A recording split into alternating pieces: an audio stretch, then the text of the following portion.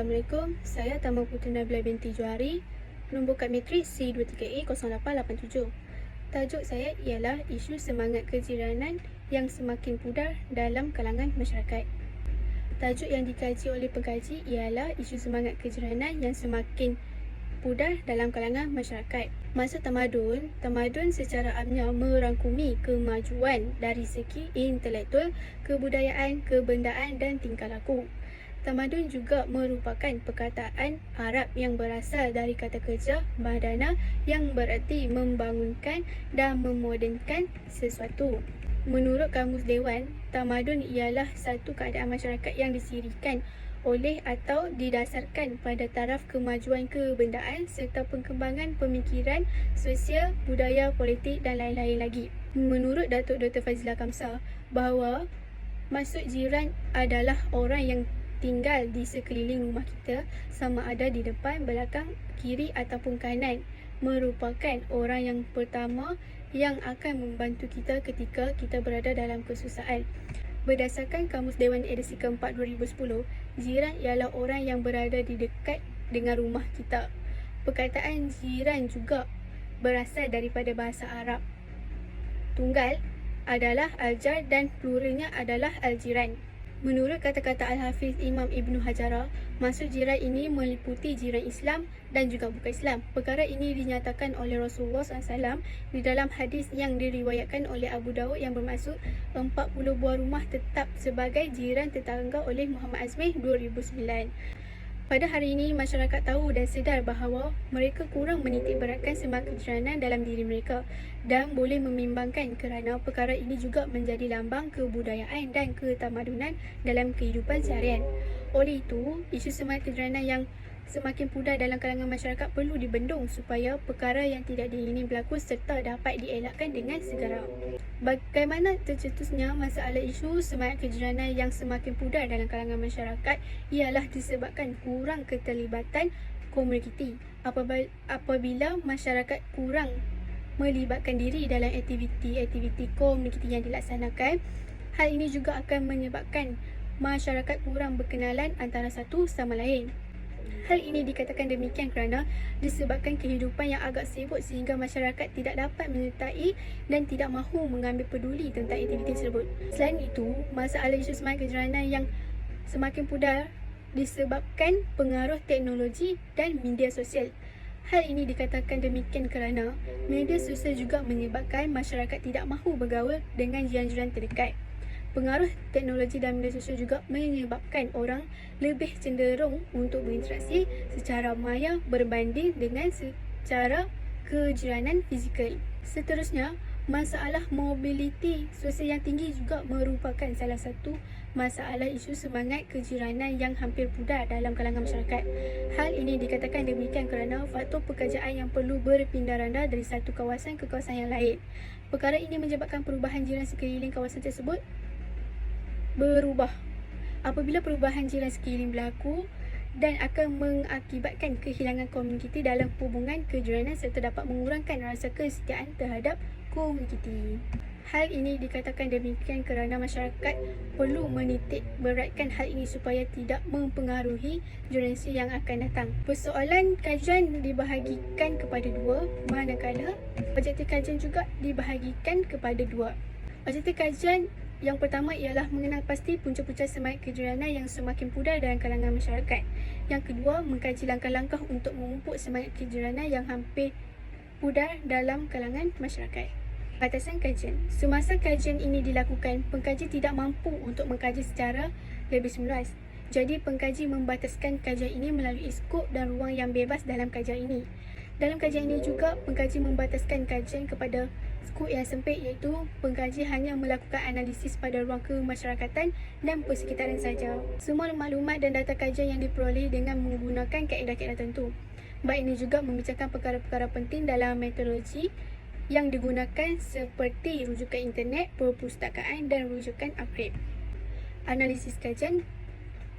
Antara punca semangat kejiranan yang semakin pudar dalam kalangan masyarakat ialah perubahan gaya hidup masyarakat. Perubahan gaya hidup masyarakat juga menyebabkan masyarakat terlalu sibuk bekerja untuk menyara keluarga masing-masing. Hal ini dikatakan demikian kerana kos sara hidup yang tinggi sehingga menyebabkan mereka perlu bekerja keras sepanjang hari demi menyara keluarga. Kesan daripada mereka perlu bekerja keras sepanjang hari menyebabkan mereka keletihan dan kesuntukan masa untuk bertegur sapa sesama jiran. Selain itu, punca semangat kejiranan yang semakin pudar dalam kalangan masyarakat ialah arus pembangunan yang semakin pesat melanda negara kita. Hal ini dikatakan demikian kerana apabila negara membangunkan bangunan yang semakin pesat, mereka banyak meluangkan masa di tempat-tempat yang menarik seperti pusat beli belah, taman-taman permainan dan juga pusat hiburan. Perkara ini juga dapat melunturkan semangat kejiranan kerana mereka lalai disebabkan terlalu meluangkan masa di tempat-tempat tersebut. Di samping itu, dalam jangka masa mereka tiada dalam kawasan perumahan tersebut, mereka tidak bergaul atau bersungka dengan jiran mereka. Seterusnya, punca semangat kejiranan ialah dari segi perkauman. Hal ini dikatakan demikian kerana Malaysia hidup dalam pelbagai kaum, budaya dan agama. Apabila hidup dalam pelbagai kaum, agama dan budaya akan menyebabkan sukar untuk hidup dalam kejiranan. Hal ini juga akan menimbulkan perasaan atau kelakuan hanya ingin berjiran sesama agama kerana tidak mahu menimbulkan perselisih fahaman antara mereka. Oleh itu, mereka perlu berinteraksi dan mengeratkan silaturahim antara satu sama lain supaya interaksi antara mereka berjalan dengan lancar tanpa melihat dari sudut kaum, budaya dan agama. Di samping itu, punca semangat kejiranan yang semakin pudar dalam kalangan masyarakat juga adalah punca keselamatan. Hal ini dikatakan demikian kerana keselamatan perlulah dititik beratkan supaya kawasan perumahan berada dalam keadaan yang selamat. Sebagai contoh, kecurian, percolekan, kerosakan harta benda awam dan sebagainya. Apabila kawasan perumahan tidak mempunyai pengawal keselamatan, masyarakat juga akan berasa takut untuk keluar daripada rumah untuk melakukan aktiviti berada kerana tidak mahu perkara buruk yang tidak diingini berlaku. Antara langkah-langkah yang boleh kita pupuk untuk menyemangatkan lagi kejiranan ini ialah peranan ibu bapa. Ibu bapa merupakan peranan yang amat penting kerana ibu bapa perlu menjadi suri teladan yang terbaik kepada anak-anak. Hal ini dikatakan demikian kerana anak-anak akan mengikut jejak apa yang ibu mereka lakukan. Jika ibu bapa menunjukkan teladan yang baik, maka anak-anak juga mengikut jejak yang baik. Manakala jika ibu bapa menunjukkan teladan yang tidak baik, maka anak-anak juga menunjukkan perangai yang tidak baik atau mengikut jejak yang tidak baik. Seterusnya, ibu bapa perlulah berjaga-jaga dan perlu menunjukkan perkara yang baik di hadapan anak. Sebagai contoh, ibu bapa haruslah mengunjungi atau menziarahi rumah jiran tetangga walaupun mereka berada dalam keadaan baik ataupun tidak. Selain itu, langkah untuk memupuk semangat kejiranan yang semakin pudar dalam kalangan masyarakat ialah mengadakan aktiviti gotong royong oleh kumpulan komuniti atau badan kerajaan NGO. Melalui aktiviti gotong royong ini juga jiran dapat berkumpul dan bekerjasama sambil berbincang tentang aktiviti yang akan dilakukan. Sebagai contoh, berbincang atau membagikan tugas kepada setiap orang untuk membersihkan atau mencuriakan kawasan perumahan. Dengan aktiviti ini juga masing-masing dapat berkenalan sekaligus dapat mengenal hati budi dengan lebih erat antara mereka. Langkah seterusnya untuk memupuk semangat kejiranan ialah menggunakan media sosial yang positif. Hal ini dikatakan demikian kerana menggunakan media sosial yang positif dapat mengeratkan lagi hubungan di alam maya dengan berkongsi info-info terkini. Sebagai contoh, berkongsi tentang aktiviti yang ingin dilakukan pada hujung minggu, berkongsi tentang resepi masakan bagi kaum wanita, menanyakan khabar dan sebagainya. Penggunaan media sosial bukan memberi impak yang negatif, tapi dari segi bagaimana cara kita menggunakan satu platform tersebut. Apabila kita menggunakan media sosial dengan betul, seperti berkongsi maklumat, perkara ini juga dapat mengeratkan hubungan antara jiran kerana masih lagi berkongsi maklumat walaupun tanpa bersungka. Di bahagian terakhir penutup ialah konsep identiti dan jati diri merupakan aspek yang amat penting dalam kehidupan semua orang kerana dengan adanya konsep jati diri dapat membina sebuah budaya dan ketamadunan yang tinggi agar pembangunan diri dapat dibentuk dengan baik.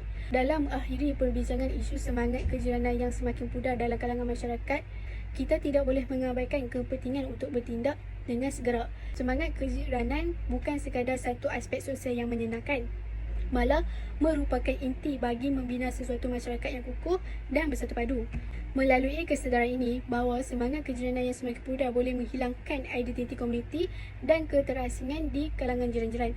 Oleh itu, tanggungjawab kita untuk menghidupkan semula semangat kejiranan melalui tindak bersama supaya tidak dilupakan dengan mudah. Dengan menganjurkan aktiviti komuniti ini juga dapat mendukung dan memberi inisiatif kepada jiran.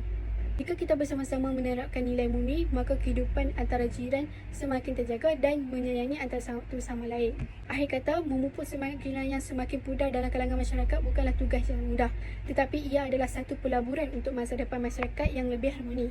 Marilah kita bersama-sama membina semangat kejiranan yang lebih aktif dan mewujudkan masyarakat yang bersatu padu. Sekian daripada saya. Terima kasih.